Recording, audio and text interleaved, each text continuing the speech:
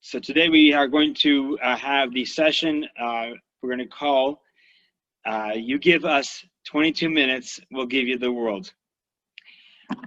Our session today is going to reflect on the concept of creation and the process, how we get to our world today where there's a diverse character of things happening, many things happening at the same time. And even in our lives, there's ups and downs all the time. And we don't have a clear understanding of why we created, what's our purpose here. And there seems to be a lack of God, a lack of a creator in our world. So in 22 minutes, I will explain this to you. I'll explain to you how we have a world and why we have a world. The concept of a creator is one who lacks nothing. There is that the creator could create anything that he or she wanted. There's no limitations on the creator. In such a case, where you have this perfect being that can do anything and create anything, what is missing? Or what could the creator create that would be novel? And the answer is that the creator could create some other that would recognize, that would take the process to recognize the creator. Because even though anything could be created and everything is created all the time, it is not yet the process of that other coming to recognize the beauty and fusion with its creator. Because the creator is all, the creator is one. So in that scenario, what the creator needs to do is create this world that did not see him, that could not identify him, and thereby the creator could remain hidden from the created, and the created could learn, could find its creator, could learn and find that relationship. Anybody who's been in a relationship with a significant other can appreciate that there is a beauty in the process of the two coming together, the two coming to appreciate the depths of each other. Imagine if one were to reveal all to the other and just overwhelm the other with, the one partner would reveal all to the other. There wouldn't be a process of relationship. It would be a demand for one to recognize and appreciate and have and give all to the other one, and that wouldn't be a relationship. It wouldn't be a syncing, a partnership that would have this beauty. So how did the creator, who created all, make this come to exist? So first thing is he had to hide himself. We use the word he because, again, we've been using that the whole time. It's the concept of the male enforcement being put out, but there is the female aspect of it as well. As far as the male aspect of it, you know, the creation, the change of what was before, the creator made a world by a series of hiding, a series of hiding himself step by step until he remained almost completely hidden. And then he wanted to reveal himself step by step in that creation.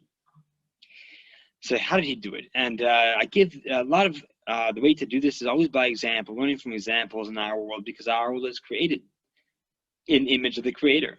One of the ways that he reveals himself to us is through the examples he fits in this world that would very much exemplify the way he created us. I like to give the example of a master of martial arts. I myself had taken some time to do martial arts, and I appreciated the concept of how this could work, where you have a master in the martial arts scenario, where there is they've been practicing for 20, 30, 40 years. They devoted their entire life to this art, and the capabilities the master has are beyond anything that a novice, a student who would be introduced to this martial arts could even get there at all. It would just be too much.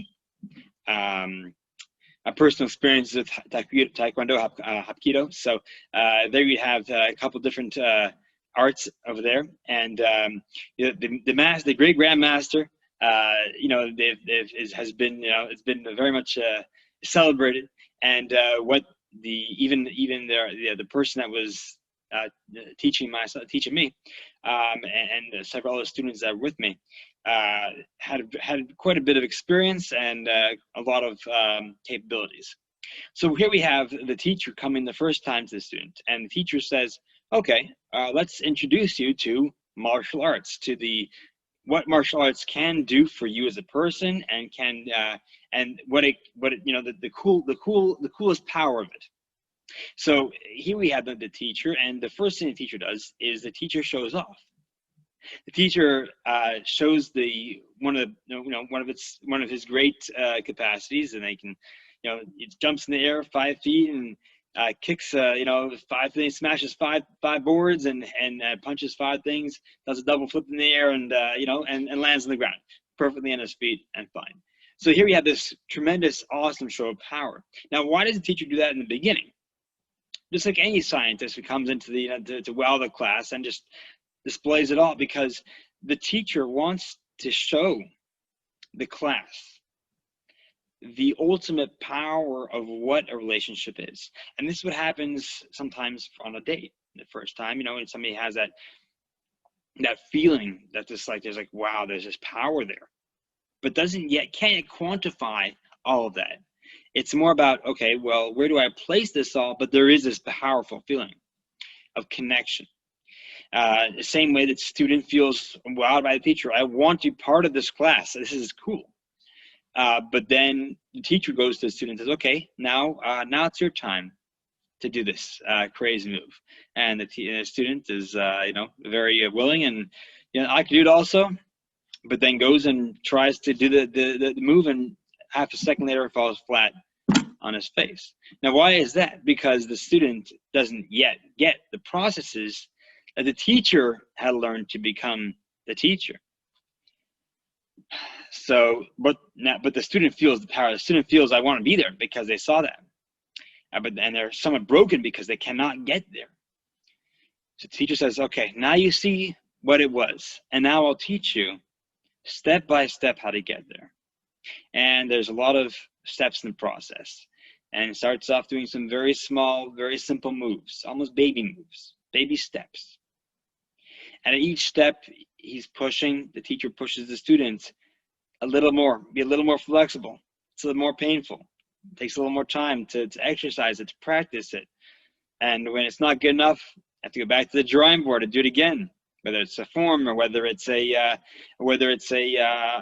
powerful move, or whether it's a throw. So there's a lifetime of learning, but each takes a step and takes time and takes patience. And there's many times that as probably any student of martial arts, is I had enough. I can't go any longer. But then there's the thought of mine, I can get to that. I can get that power. I can get that understanding, the connection to the teacher. And here it's, in our example, it's even more powerful because the creator is everything. And we want to get to the depth of understanding of what and why the world is created and who we are. And and that's not an easy process here. So in the same way, our creator, has a step-by-step process for us to reach him. And there's a concealment of his power within the creator, within the created. And when we find the creator within the created, step by step, we're learning that process, we can get back to what the original purpose of the world was and is, and where we find him in our lives and in the entire world.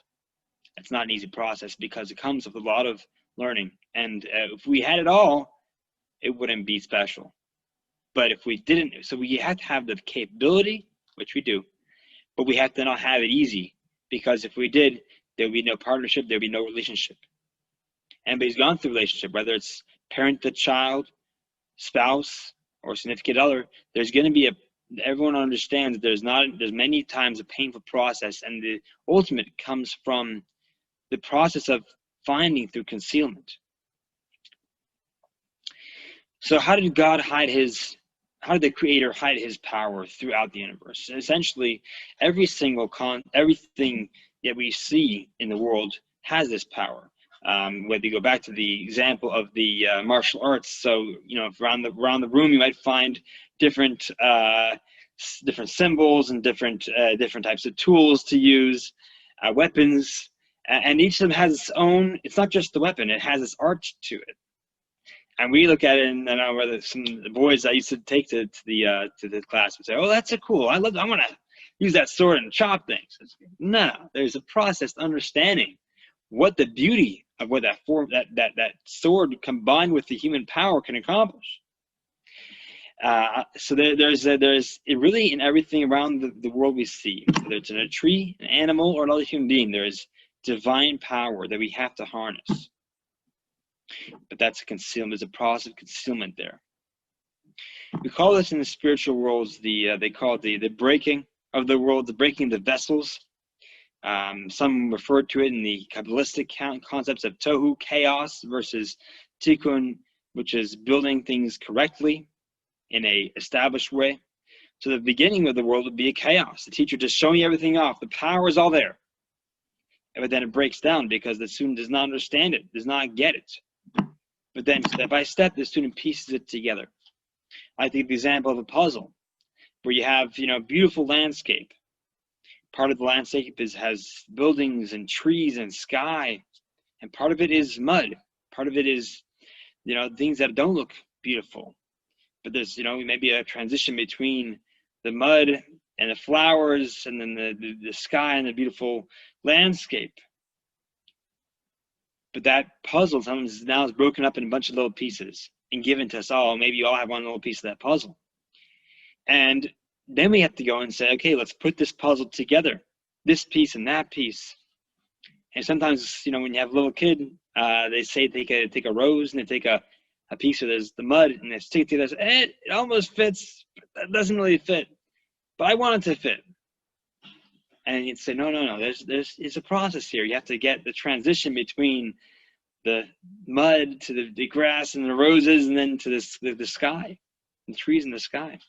And the same is that there's all power in everything in this world, whether it's money, whether it's the desire for pleasure, power, or anything else that we find and in the world. And each one has a godly energy, has a creative energy in it. If we join them all in the right way, then we have this beautiful picture. If we don't, then each one on its own, claiming that it has the power, is actually destructive. Kind of like also the students taking that sword off the wall of the Taekwondo, Hapkido, place and saying, "Hey, I can use this. I know how to do this," and he starts smashing people. But that's not the purpose of the sword. The purpose is to refine the person who's using it, to meld the person with the concepts of power in the world around. So here we have, the Creator saying, "I'm giving you this world. I'm giving you everything, but I'm hiding myself in all those pieces there." And he did this through a process because, to get back to that place, each level that we discover of the Creator, of our God, our purpose in the world, each level we discover leads to the next level, helps us find the next level.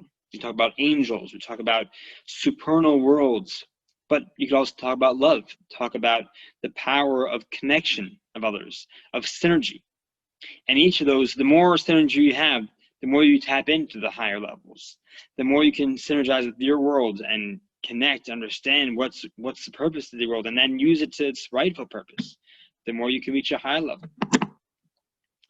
Those who understand the higher worlds, the angels, the Kabbalistic concepts for why the world, how the world was created, it essentially is reaching level upon level of understanding and connection, of utilizing that which was godly energy put into the world, to the point that reaches a level where we see God's expression, so to speak, as its true self.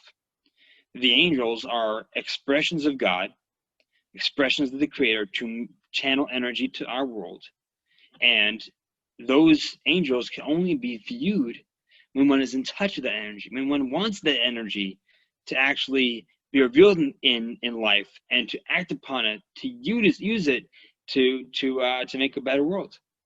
So if we all knew what our mission was, we all knew what our power was in the world, and we all knew which pieces of the puzzle we needed to build our section and complete the bigger puzzle picture, we would all just grab it and fuse the energy. The same applies really for anything we have in the world, any atoms we have. What's one of the biggest powers we have in the world is fusion. When you take two atoms and you can put them together for the most powerful concept. But really the same applies to any energy in this world, any two human beings, but particularly those that come from sometimes opposite sides of the spectrum. We're talking about, we have in politics today, we have a lot of times, a lot of countries that are democratic usually divide into two different platforms. That's because all spiritual energy comes from the concept of giving and holding back. Just like the teacher must, even if it's a mathematics class or a science class or any class, must give out some information but hold back the rest, because not to overwhelm the students, but to tailor it to the students' needs. Likewise, in the world, we feel the energy, the concept of giving, just giving. People that want to just give. And then there's people that want to hold back, keep it to structure, keep it to stability. We call it conservatism or liberalism. Those are two general concepts we find in any area of life. And they almost are completely diametrically opposed. Now, when two people from opposite spectrums there would use their energy and say, this is the all. It's all about the giving, or it's all about the holding back. Then we take away God from the picture, we take away the creator, and that power is left to be saying, let's put the pieces together, the mud and the rose, and it's beautiful. It's not. It can't be. We can't say that mud, it's all about the mud, or it's all about the roses, or it's all about the skyscraper or the ceiling, or the sky. That cannot be. There's a greater picture here. And nowadays we are seeing the power that each element has, and the question is, can we actually fuse this to find our higher power, our God, and the creative power within each one? So there's no greater concept to say liberalism is better than conservatism. We can't say that, because both are elements of God. But if not used in the way that God wants them to be used, they are both destructive powers. So for example, what's a knife? A knife is great, and the sharper it is, the more power it has to cut vegetables, to feed people. But then I say, hey, if a knife is great, let me give it to child. That would be destructive. That would be wrong. Because in the innate reason for it, the purpose of the knife, there has the energy which can only be powered in the right way, channeled in the right way for its purpose. If it's given in the wrong way, if it's given to the child's going to misuse it. And that is destructive power. So here we have really everything in the world, every concept in the world.